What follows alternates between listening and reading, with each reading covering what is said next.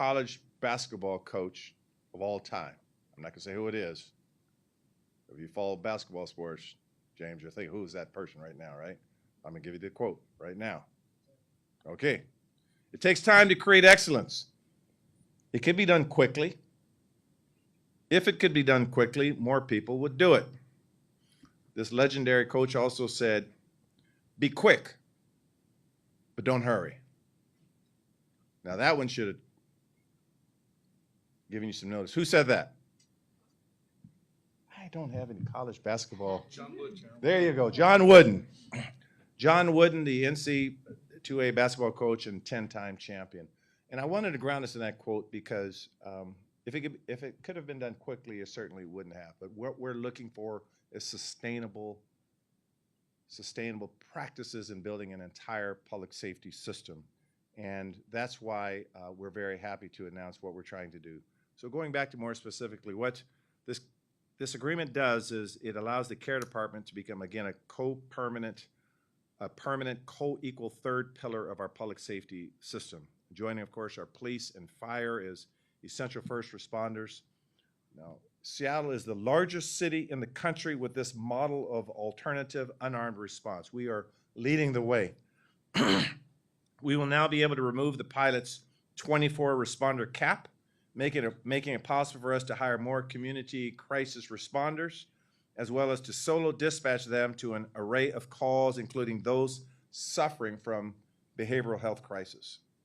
Now, as the responder team has grown in size and footprint, we've, quite frankly, just scratched the surface of what's possible. These results are transformative, and while they've been addressing thousands of incidents in the last 2 years and over 5,000 incidents in 2025 alone, this agreement will allow care responders to respond to thousands more. The next phase of care as a permanent co-equal public safety department is the vision we've been working for since day one of our administration. I want to say that I'm very proud to report that the Seattle Police Department will hire more officers in 2025 than in 2024 and 2023 combined. This new contract for the rank and file officers will build on our progress to turn around what was a staffing crisis. And I want to thank the officers for their work and for their ratification of this agreement. I want to thank management in the police department as well as the chief and his command structure for all working together to make sure that we are optimizing our department. This contract ensures that Seattle will remain competitive with other major city police departments and adds incentives for the skills that modern policing requires, with pay premiums for associate's degrees, bachelor's degrees, and bilingual officers. These recruitment improvements will allow us to build a police force that reflects our community's diversity and meets the demands of 21st century public safety. With respect to accountability, excuse me, this contract delivers significant accountability reforms that address concerns raised by the accountability entities and the community and builds on the successful resolution of the federal consent decree earlier this year. Number one, we're establishing a clear 180-day timeline for resolving investigations, bringing contract language into alignment with our 2017 accountability ordinance and resolving a key outstanding accountability measure from the federal consent decree. We're also creating a streamlined process for supervisors to address minor performance and misconduct issues in a consistent way and to discipline when appropriate. This contract allows for civilian investigators in our Office of Police Accountability to work on cases involving potential termination. It is critical to have civilians working on the most serious disciplinary cases. This contract also allows our efforts to increase that's a tough word for Bruce, civilianization within SPD, now authorizing civilians to work in the backgrounding unit. So the next step in the process will be for both parties to present, not on my A game today, people say. It's been a long week and we're not even halfway through. I'm always on my A game, by the way. That's just a joke. Let me sort of close by saying this, in all seriousness. I said this morning to a bunch of folks that public safety is our charter responsibility. At the end of the day, there's, of course, an intersection between public safety, economic development, and education. So in other words, all three of these parts of the ecosystem make sure that we are safe, we can learn, and we can optimize our lives and provide for our families. This care department is intended to do exactly that, to make sure that our whole ecosystem of public safety responses are done in a compassionate way, an empathetic way, and now a best practice. And so with that, I'm going to turn it over to, I'm not sure the order, I had it written down, but they just gave me a, Chief Barton says that way, and she's going, where was, oh, here it is, a little sticky. So we're doing this order, so won't have to read. We're going to hear from Chief Amy Barton. It is going to be your turn, and then Chief Barnes, you'll be second. Council President Nelson, you'll be third, and Council Member Kettle will be fourth, and then we'll address some Q&A. Chief Barton, it is your time to shine. Good morning. So 2 years ago, almost to the day, the care responders took their very first calls downtown. I was actually away at a mayor's cabinet retreat, and I was watching my phone anxiously. I wondered if SPD would request the team. I wondered what types of circumstances they would encounter. I knew statistically it was unlikely that anyone would be hurt, but I really worried about it nevertheless. In spite of all that fretting, everything was fine. The team was prepared. They were professional, they were resourceful, they were effective. They consistently achieved that balance of compassion and urgency that the work requires. 9 times out of every 10 calls, it was a request from SPD officers who during that first year frequently reached out to me to praise the team and to convey their support. We were scientific in our pilot development. I had studied and spent time in a lot of different jurisdictions doing things like this, and I had some theories about the needs, the services, the transportation inventory, and the skills required. But we didn't make assumptions, and we didn't try to map out exactly how things would go. I learned along with the team. Many people need rides somewhere. We learned that quickly, somewhere safe, somewhere warm. I learned quickly we need car seats, and so we got a bunch of those. I learned a lot of people need shoes, and then I learned that that's really challenging because shoes take up a lot of space, and of course it's not a one-size-fits-all. I continue to read weekly the reports, the narrative of every call that care goes on. Besides learning a lot about the needs and the suffering of our neighbors, I have personally learned to navigate a sort of pervasive and perpetual sadness and a frustration about the inadequacy of our system to heal and to rehabilitate. And I imagine our first responders and our frontlines nonprofit workers feel exactly what I feel, only magnified. The task of the care responders is essentially to interact with those who have lost hope, those who are untethered from reality sometimes, those who are nearly lost to brutal cycles of addiction, those who are experiencing the impacts of being unhoused.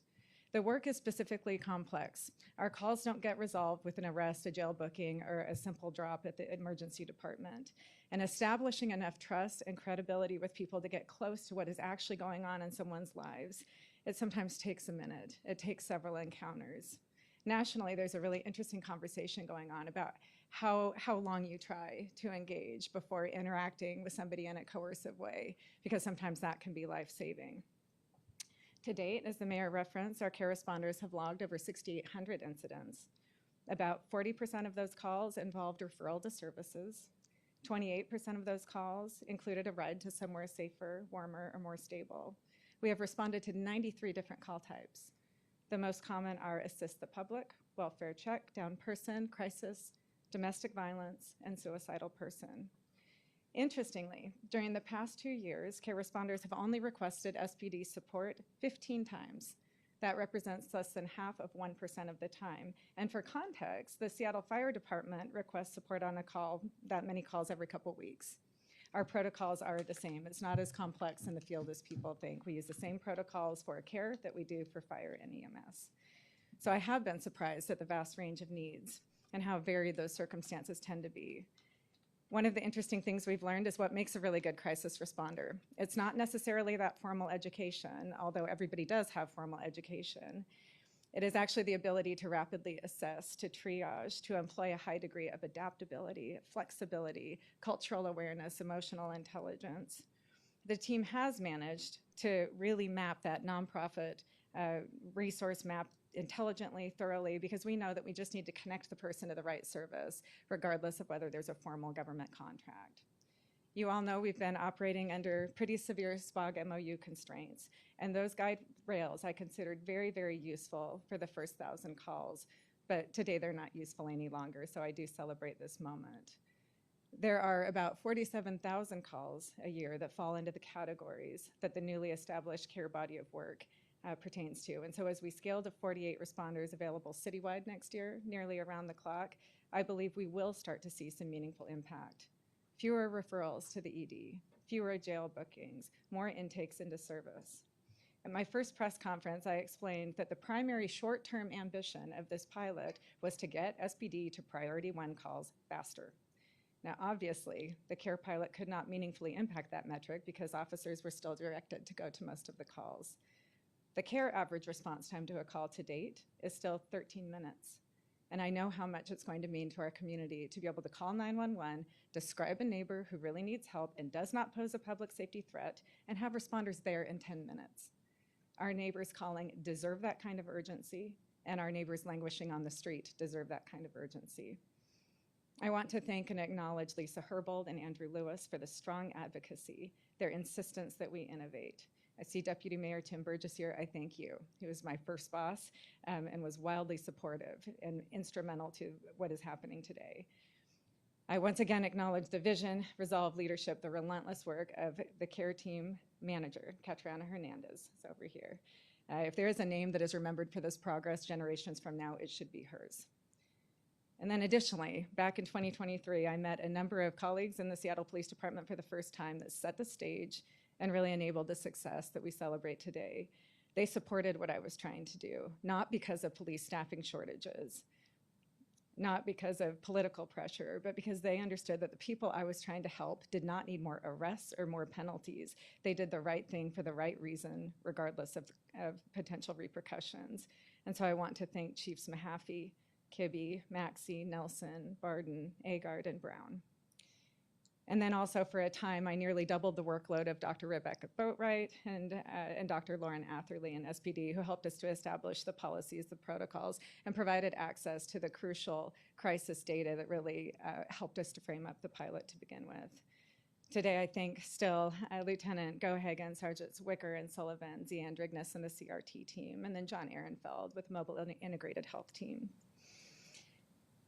So it is strange how life can prepare us to meet certain moments. About 8 years ago, I was working at a nonprofit in the Midwest that provided a really broad continuum of services for kids in mental health crisis, including day treatment in schools. I really preferred the front lines, same as I do today. I was always in the classroom as much as I could be, or I was out on the playground. I got to know a lot of the kids, and I became attached to a lot of the kids. And by that point in my career, I understood really well the treacherous circumstances many were trying to transcend or still trying to navigate. One day, I was alerted that one of our sweet boys, who was about 10, had run off of campus and toward the nearby freeway, expressing a wish to die. Our teachers and our clinicians were able to safely go out, intervene, and get him back to campus. And I could not believe it when then a police car showed up to transport him to the Children's Hospital. I asked my colleagues why I was in a clinical environment so they understood why it was problematic. But their response was, "That's how it's done here, Amy. It's always been like that." When we are talking about human suffering, we need to do better, and we need to demand better. That is how it has been done is unacceptable. The status quo is unacceptable. The historic pace and process of bureaucracy is unacceptable. There has always been a space in between round everybody up and arrest them and do nothing and call it compassion. There is a space between chronic underinvestment and throwing millions of dollars at a problem and hoping for the best. And there is a space between justice with no mercy and mercy with no justice. And so we must dwell in that space between. Next year, we're going to have a direct partnership with King County Jail, with the hospitals, to ensure that people who are likely to be back in the throes of crime and crisis are not simply ejected onto our streets with no plan and no support. We are developing 988 integration and structuring crisis call diversion and new protocols. We will invest in technology that provides for shared records management across first responders, so we are more likely to break these cycles of crime and crisis in individual lives. And I will keep advocating alongside many of my colleagues that the first responders should be availed of every stabilization resource needed for a person. So in closing, I really lack the words to express gratitude to our community members. More days than not, I am sent a really wonderful message affirming my faith in humanity and cheering for us. I've learned I'm not in a minority of people who care deeply and want change. On the contrary, most Seattleites really do care. Most people do hope and believe that things can be different and can be better. I see you all organizing and mobilizing, volunteering, donating, writing letters of support. There was a low-key Free the Care Team campaign I thought was kind of funny. You are all doing your part, and it is time for us to do ours. And this MOU creates significantly more opportunity for the progress that you have demanded and the progress that you deserve. And so in closing, I'm going to quote my chief of staff. When he heard about the contract yesterday, he just wrote back in all caps, "Let's go." So thank you. Thank you, Chief Barden. Next year, Chief Barnes. Good morning, everyone. Good morning, everyone. Good morning. Good morning. Spring it, make sure everybody's still awake. I want to begin by expressing my sincere appreciation to Mayor Harrell for his steadfast commitment to making Seattle safer and stronger. Under his leadership, the Seattle City has made tremendous strides toward restoring public safety and improving quality of life and supporting the men and women of the Seattle Police Department who serve this great city each and every day. Today, I want to acknowledge this very important milestone, a successful collective bargaining agreement between the City of Seattle and the Seattle Police Officers Guild. Although the Chief of Police is not a part of the negotiation, I want to commend both sides for reaching an agreement that supports the wellness, stability, and financial safety of our officers. A well-supported police department means a safer community. When officers feel valued and equipped, they're better able to provide the level of service that our community expects and that our community observes. The major points have already been highlighted. I just wanted to say that I definitely support all of the major highlights, including the expansion of the care team. As some of you know, I came to Seattle from Madison. We had a fully supported and staffed care team with the ability to do solo dispatch, so that's not anything new to me, and we certainly support that. We support the accountability alignment with the 2017 ordinance, as well as the investigations improvements, allowing our supervisors to do just that, which is supervise the people that they're accountable to each and every day. The agreement modernizes our wages and keeps benefits high so that we can, of course, maintain a well-staffed police department, which translates into public safety for everyone. So I want to give a couple of highlights really quickly. Our summer months, which we define as between May 15th and September 15th, we saw tremendous decreases in crime. 56% decreases in homicides along that period compared to last year, 9% decrease in robberies, and 22% decrease in burglaries, which includes commercial as well as residential burglaries. But we also agree that policing alone cannot solve every challenge that we have in this city. That is why we're deeply appreciative of the mayor's support in allowing the Seattle Police Department to work more closely with other city departments in order to maintain public safety. We are also rebuilding our department's capacity, and we believe that this agreement will help us continue that great work. This year alone, we have hired 134 new entry-level police officers and 17 lateral entry officers, bringing our total hire to 152, and we're going to continue to move on, and I'm certainly pressing people to continue to do more. This is the most significant hiring I believe we've seen in years. These new officers represent the future of our department, and their arrival marks the beginning of our transition from crisis management to proactive community-centered policing. I want to thank the men and women of the Seattle Police Department, Mayor Harrell and his administration for their dedication, resilience, and professionalism, which is the foundation, which should be the foundation of our success. To the people of Seattle, we are making progress. We are making progress. We're moving in the right direction, and we will continue to do so through consistency, collaboration, and our unwavering commitment to public safety here in Seattle. Thank you. Thank you, Chief. Thank you, Chief. Next, we hear from our Council President, Sarah Nelson, then Council Member Bob Kettle, and it's sort of in their hands now. So, Council President, look forward to hearing your remarks. I heard brief, so. Hello, everyone. This is the contract that we're all here to learn about and discuss marks a monumental milestone in the years-long collaboration between City Council and Mayor Harrell's administration to deliver meaningfully on our promise to the Seattle people for reforms that bring us into the era of modern policing. And we've hit many milestones just this year. Being released from the consent decree is just one of them. And I will say that there is so much to be grateful for and to celebrate within this contract. I'll note something that I find particularly important, which is that the incentives for multilingual skills and advanced education, which will enable our officers to better respond to Seattle's very diverse population. Of course, there's also the efficiencies of the civilianization of certain tasks, et cetera. But I all know that that really what a lot of people are most excited about is the announcement of the unfettered expansion of the care department and the ability for sole dispatch. This is key. This is that component of this contract unlocks the promise of alternative response. We've been talking about this for 2 years, and when you were saying it's been 2 years almost to the day, I was standing right there. I remember that in my mind. It's been 5 years. It was October 1st, precisely, when Mayor, October 1st, 2020, when Mayor Durkin issued Executive Order 2020-10, Reimagining Policing and Community Safety in Seattle. What I'm getting at is that I'm trying to underline the gravitas of the moment.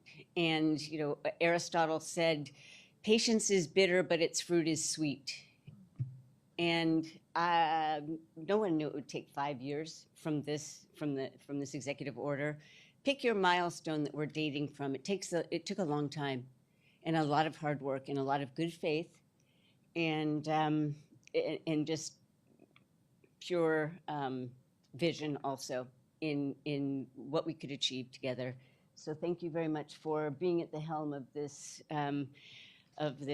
vision. And I look forward to seeing its success. Thank you. Thank you, Council President.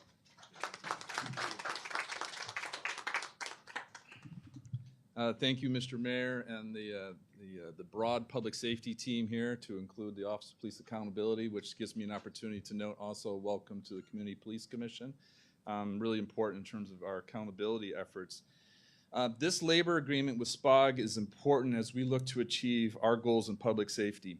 It is critical to improve our SPD staffing, to bring on board the next generation of sworn officers, to allow detectives to be detectives, stand up, back up specialty units, to bring on a bike team, for example, to assist our neighbors and our neighborhoods. It is important to press forward an alternative response, to bring solo dispatch to care, to diversify our range of options to meet our public safety challenges, particularly those without a criminal basis. That diversity is important. It is imperative to continue our progress in accountability. There are different accountability measures, but I wanted to focus on frontline investigations. To highlight how long-term we must develop junior personnel to become leaders. Key here is to have only major offenses to go to OPA, as the legislation says, which also, by the way, will help OPA do its job to allow it to continue its mission better. But these lesser offenses, however, need to be addressed by our sergeants. They need to be addressed by our sergeants today in order to have better lieutenants, captains, assistant chiefs, deputy chiefs, and maybe chiefs of the future. We have to invest in our leaders early to get the return later. To conclude, this labor agreement, particularly with the public safety work done by our city over the past 2 years, demonstrates the seriousness that we take our public safety challenges, with the understanding, and this is important, the understanding that there's still more to be done. So thank you again, Mr. Mayor, the team, and for everyone for joining us today. And I like to say, that was probably the briefest. All right, and I knew John Wooden too. I want to get credit for that.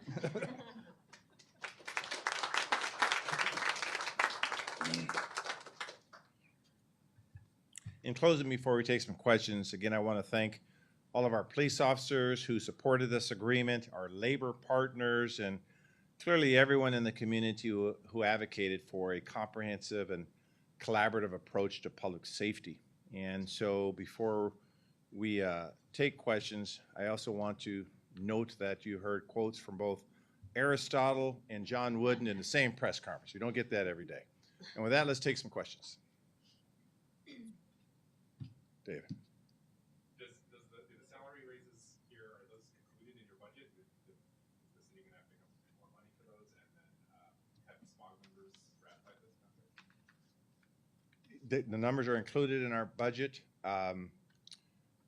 They're included in our budget. They're within the parameters that were approved by the city council. And But these numbers are higher than the proposal that you came out with. let me give you specifically what the numbers are. It's roughly $130 million over 4 years. There are, again, premiums. I think, let me look at my notes. 4% for a bachelor's degree, 1.5% for an associate degree, and 1.5% if a multilingual language is that they qualify for that premium as well. So it's 130 over 4 years. So I guess is the city council going to have to come up with more money to pay for the raises? Andrew, would you? No. Short answer. Okay, and have SMOG members ratify this agreement? Yes. Yes, that's, sorry, it wasn't clear, but that's what we're announcing. They did ratify it, but I think their process is over. We'd like to. I can respond. Andrew. Introduce yourself. Yep, Andrew Meyerberg, I'm the mayor's chief of staff. We have SPOG ratify the agreement over the weekend, so their membership voted the agreement through. And this budget, our budget presumes the cost of the contract. So there is no new money that would need to be added within our proposed budget. And I want to recognize for those folks that are here, I could have gotten you by name, but I want to recognize those folks that are speaking with us. Thank you for being here. We're all part of this system. Yes. Question for Chief Barden, if I could. If you could talk a little bit more about what happens after the care team responds, and you talked about the network of nonprofits and people that help this population, and I realize every case is probably different, but how does the care team then direct people into services? And you kind of briefly mentioned coercive care when appropriate. Where's current thinking on that? Sure. Yeah, thank you for the question. So I always struggle to articulate the difference between first response, meaning that 911 call comes in, I rapidly, expeditiously get someone out to triage and hand off, right? This is not long-term case management. They're not meant to be outreach workers. They've done some of that because they've had the capacity to, but I expect that to change.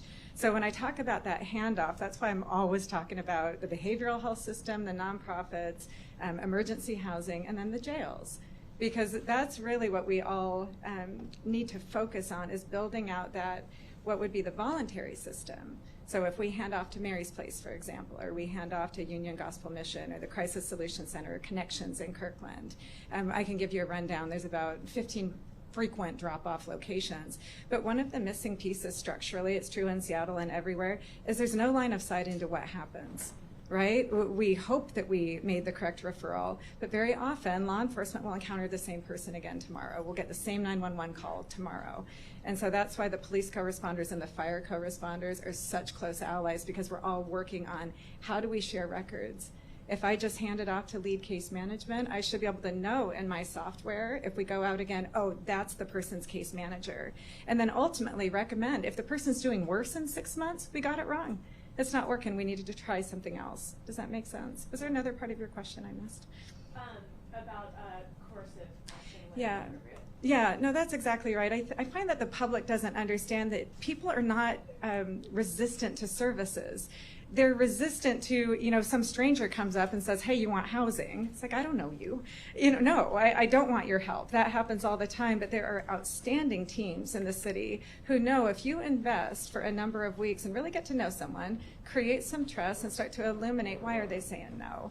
Nobody wants to be, cold and scared and wet under this bridge. We need to understand that. There's a reason somebody's making that choice.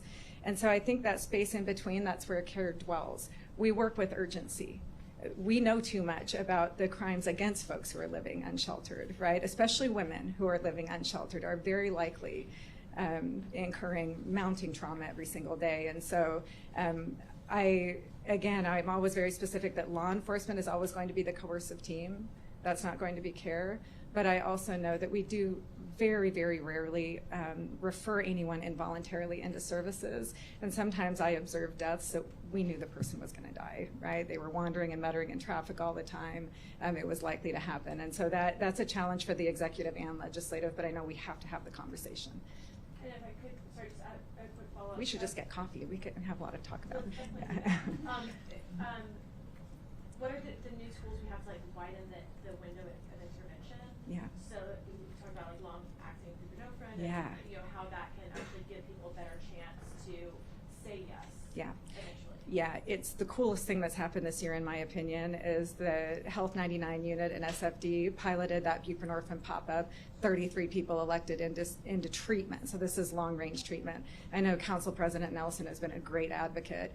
My contention is if we bring treatment to people, get to know them, make it much easier to get the treatment than it is to get the drugs, of course people don't want to die on the street. Most folks I know who are in the throes of a dependency on a drug like fentanyl, they've lost their friends.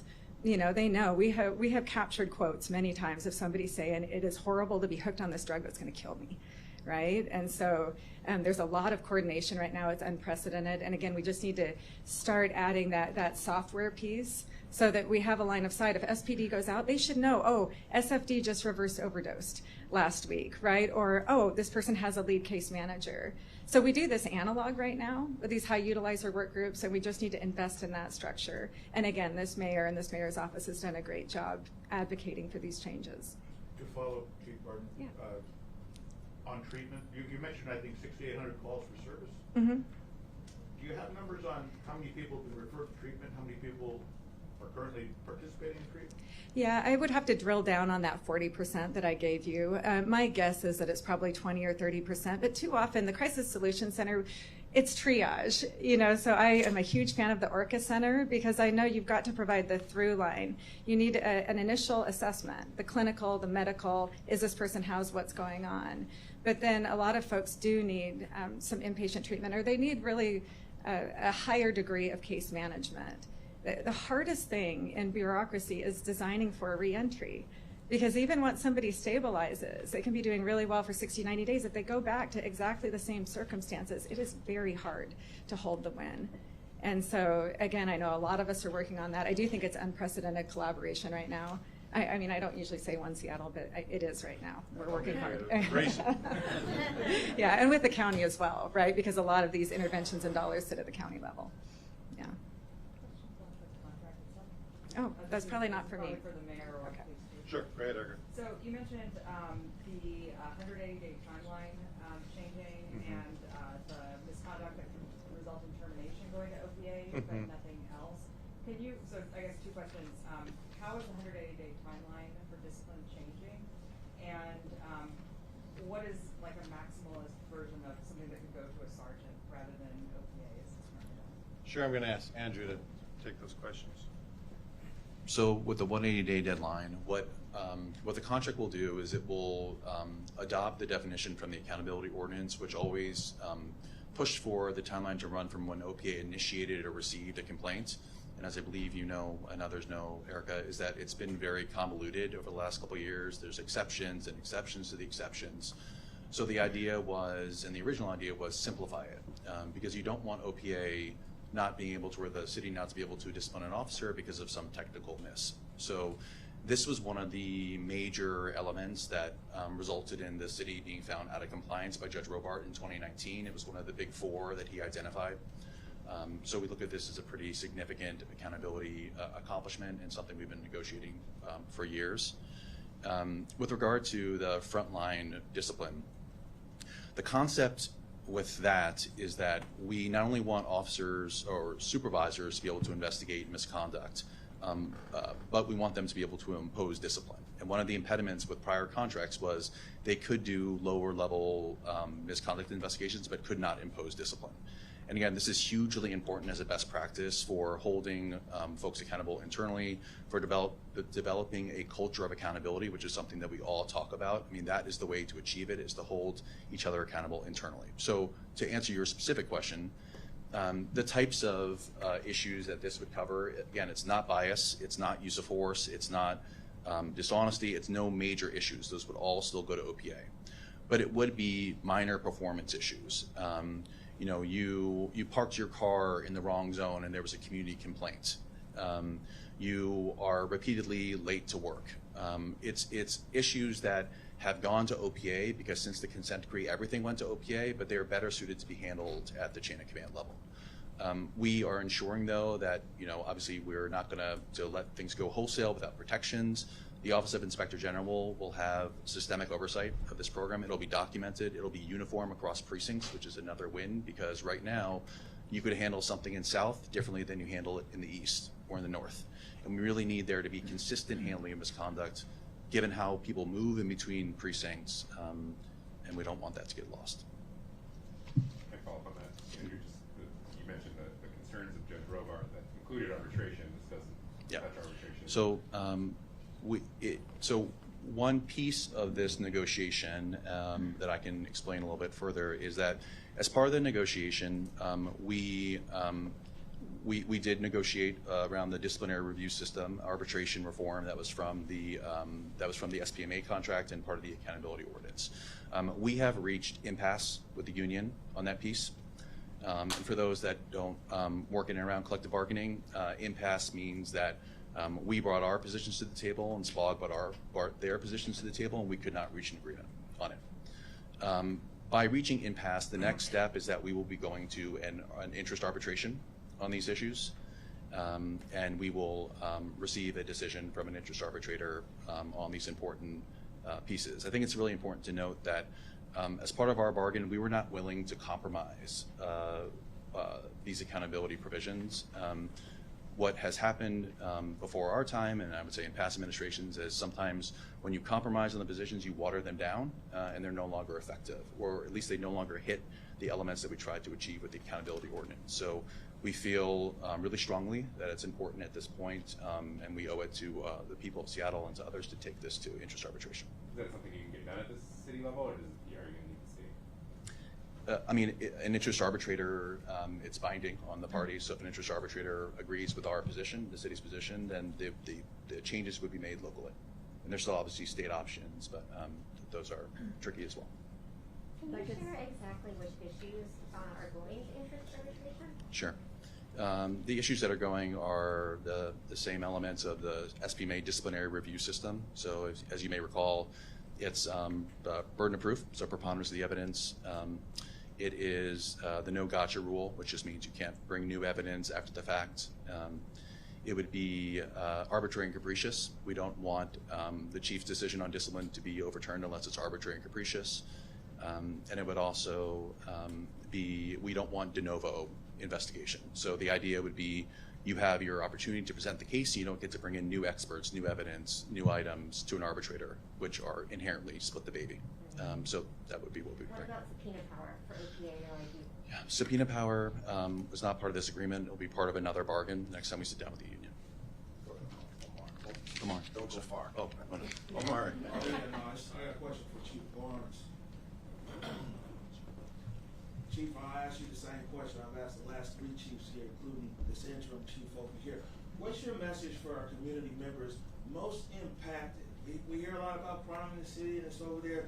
A lot of times people ain't talking to ones in the neighborhoods that are most impacted by crime. What is your message to our community members who are impacted by people with these guns and gun violence in our neighborhood, our daughters being trafficked, our neighbors overdosing on fentanyl, specifically to our neighbors, to our community members in the Central District and the South End, man? Like, what are you guys doing? How should our community take SPD's efforts? What can our community do to make itself safer? And Sure. again, I'll say you're now the fourth chief I'm asking this question to. So my answer is really, really simple. Number one, we will be communicating to you our efforts. To establish trust, we must be able to communicate to our community what we're doing to keep them safe. We have, for the first time in a very, very long time, a crime reduction strategy called Seattle-centric policing, which is evidence-based, which was one of the criticisms earlier on in my tenure from a OIG, I believe, or auditor report. But more importantly, if you come to any meeting that I have, the first and last rule is we center the voices of those most impacted by our decision making. That is the premise and foundation of everything that we're doing. So let me give you some more details about that. What we have done is we have divided up how crime works and operates in absolutely every single precinct, not only here in Seattle, but everywhere from an evidence-based approach. For example, we have identified our significant incidents, our homicides, rapes, robberies, burglaries, car thefts, and we have stratified those into who is responsible for those, who's responding, and what our investigative processes look like. Then we measure what our treatment was for each and every one of those incidents and how they could have been prevented and what we could or can do better. We're identifying our crime patterns. I don't know if that's something that you're familiar with or not, but crime patterns work differently in every city. The area that you talked about, how many robberies create a pattern? We're doing that and using that through our threshold development. For us, 4 crimes within a half-a-mile radius within 10 days in Seattle creates additional crime. So when it becomes 1 or 2, we're moving our resources to address those problems. We're identifying our problem locations. This is nothing new to anyone. If you've ever traveled outside of Seattle, you will know that there are certain addresses specifically that account for an enormous amount of crime, and we're addressing those in our city with our partners. And then we're looking at those areas that are historically have significant incidents, crime patterns, as well as problem locations, and we call those priority areas. And we're focusing on those persons who are illegally carrying guns. But more importantly, we're bringing in not just the police, as Chief Barton talked about, but we're bringing in a whole of government approach to look at the underlying causes of why it's happening in the first place. Because if you do not look at the underlying causes of why crime and disorder are in your community, you're just doing the same thing over and over and over again. It's going to take time, it's going to take some patience, and it's going to take some consistency, and I believe we have the team to do it. Thank you, Chief. And I think Councilmember Bob Kettle would like to address the question as well. Please, Bob. Yes, I just want to say thank you for the question, and it goes to my remarks about assisting our neighbors, but also assisting our neighborhoods. We have to look out and give a voice to those that are suffering, just like you accounted for, which is on point. And by the way, it's throughout the city. And that goes to what we're doing, like with our strategic framework plan, hitting the different pieces, giving the tools to chief, like with chronic nuisance properties or after-hours establishments, all these different pieces, because it's so important to account for the neighborhoods, those communities that are suffering, and it's to have that balance. It always goes to what I say about leading with compassion, but then having the wisdom to also look out for their neighborhoods and the communities, just as you said. And I just wanted to say thank you for the question, and it goes to exactly what I said in my remarks about assisting our neighbors with compassion, like with Chief Barton, but also our communities, our neighborhoods, and I look to Chief Barnes. And we're going to do our part on the council to assist in that process. So again, thank you for that question. Thank you, Councilmember. With the retroactive. So there goes calling on people. Just shout it out there, Joel. Go ahead. Thank you. Can you just clarify what the base salaries are now for officers with the I believe it's 118,000 will be the starting, but let me, before you write that down, let me make sure, Andrew, am I in the ballpark? 118,000. Next question. Yes, sir. Three simple questions. Can you clarify the number of civilian investigators that will be allowed in the OPA contract? I'm going to need a little assistance. The number of civilian investigators, Bonnie, would you like to? Okay, okay. 4. And second question, it's not clear. You started out by saying the standard of evidence would be the preponderance of evidence. Is that true or not? So I know I didn't say that, Andrew. Can you address that? And you grab my notes, by the way. Yeah, those are all my notes. Those are my notes. So no, Howard, so it'll be, the standard of proof will be part of what goes to interest arbitration. And last question, given the length and complexity of this contract, are you going to release it immediately? Release the contract itself? Is that a practice we do, releasing the actual contract, or is that a work product? Send an email and you'll get it. That's what I've just been told. Yes, Nellie. It was north of 1,400. Where are you at with that, and how do you intend to get there?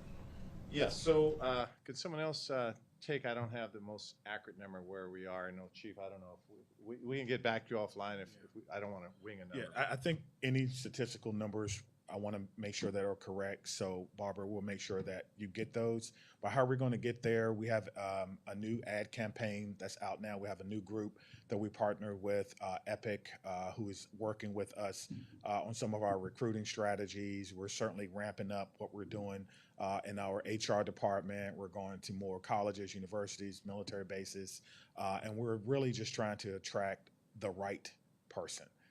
Numbers are important, but for me, I want to make sure that we have the right people that are going to be here. What we're seeing is some great numbers, I think. I think we had over 3,000 applications this year. Obviously, not everyone goes through with the process, so there's some attrition there, but we're going to keep pushing. For me, you know, if you're asking me, I'd like to continue what we're doing each and every year for the next 5 years. The council has been discussing 30 by 30, and I'm curious what your plan is. Right now, it's about 9% women. 30 by 30 is a plan to hire 30% women by 2030. So how are you ramping that up in your recruitment? Yeah, so 30 by 30 is not a plan. 30 by 30 is a goal. My goal is to hire more than that if I can. But we're going to do that by looking at our processes. One of the things that I changed when I came here was any female applicant that's set to receive a rejection letter, one of our female deputy chiefs will look at that to see if there's something that we could do differently with that. But it's a lofty goal. My former department had 28% women, which is probably, I think, the highest in the country. That started in 1974 with one of our chiefs, David Cooper, and his mindset. So it's going to take some time, but we're committed to doing that one applicant at a time. And we also want to make sure that we can keep the officers that we have as well. And so we're looking at things like childcare. We're looking at things like assignment. It's not always a perfect science, but certainly we want to make sure that people know that if you are a female, you want to come work, Seattle Police Department is a great place to work. And we're highlighting our officers too, our female officers that are doing an amazing job in all segments, I think, of our department, because at the end of the day, you don't attract what you want, you attract who you are. Yes. The last MOU that involved CARE also gave special event bonuses to officers as kind of a trade. Are those special event bonuses in the new contract as well? Special event bonuses, yes. David? Back in 2016, Judge Robart expressed concern about accountability and constitutional measures being, quote, held hostage because of their link to pay for officers. These are pretty significant raises. Was CARE being held hostage in exchange for more pay? No. Next question? What did it take to get the dual dispatch requirement to overcome that hurdle? An effective negotiating team, a buy-off on the vision of where modern policing is going by all, including the rank and file and the Seattle Police Officers Guild. Excellent, again, negotiating, and I think a buy-on, a belief in the Chief Amy Barton and a belief in Chief Barnes. Next question. I'm sure trying to keep them quick now, so trying to give everyone some day back. We have a city to run. I got a lot of people power here that have things to do. Well, I don't see another question. Do you have a question for you raising? Okay. So let me just thank once again for all of you, the media, for covering this, for the community leaders for believing that it could be done, and most importantly for leadership standing with me on plowing away. This is a game changer for the city. And again, I think as one of the largest cities in the country doing this, I think this is where modern policing has to go. You know, I sometimes talk about Eric Garner, who you may recall in July 17th, 2014, was the person who said, "I can't breathe." He was just selling a cigarette known as a Lucy. We all know about George Floyd, who was murdered for allegedly having a counterfeit $20 bill, and there's no proof that he even knew it was counterfeit. And I can go down with Sandra Bland, and I could go down with, you know, many chapters in American history. Well, we said policing has to change. We're changing. So thank you, and make no mistake about it, we will continue to evolve, right, Chief? We don't have all the answers here. We are a learning organization, as I said when I took this job. So we want to set the pace, we want to continue to learn, and we want to continue to lead. So thank all of you for being here, and let's go do it. And we're still mourning the Mariners' loss. I said I had to say that because I have to vent. That was a tough one for our entire city, but we are resilient. Maybe next year. Everyone have a great day.